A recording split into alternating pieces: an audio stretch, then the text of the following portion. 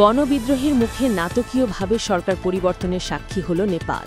টানা এক সপ্তাহের রক্তক্ষয়ী বিক্ষোভে প্রধানমন্ত্রী কে.পি. শর্মা ওলির পদত্যাগের পর দেশটির ইতিহাসে প্রথম নারী প্রধানমন্ত্রী হিসেবে দায়িত্ব নিয়েছেন সুশীলা কারকি। কিন্তু প্রশ্ন হল, কয়েক মাস ধরে চলা বিক্ষিপ্ত আন্দোলন কিভাবে পেল চূড়ান্ত গতি?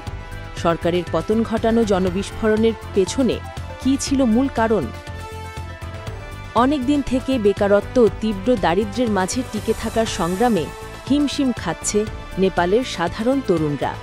অথচ দেশটির রাজনীতিবিদদের সন্তানেরা সোশ্যাল মিডিয়াতে নিজেদের বিলাসবহুল ভ্রমণ ও দামি পোশাক আশাকের প্রদর্শনী করে আসছিল।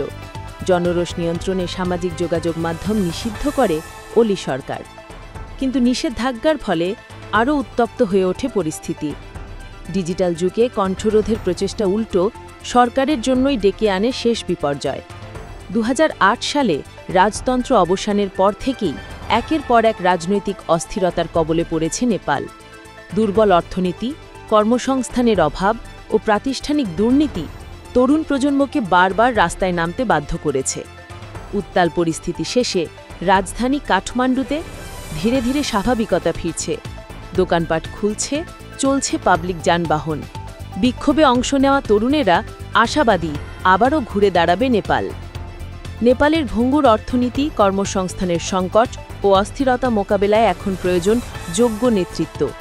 আগামী 5ই মার্চ নির্বাচনের তারিখ ঘোষণা করা হলেও এই মুহূর্তে বড় প্রশ্ন, অন্তর্বর্তী সরকারের প্রধান সুশীলা কারকি কি পারবেন শান্তিপূর্ণ ভোটের আয়োজন করতে?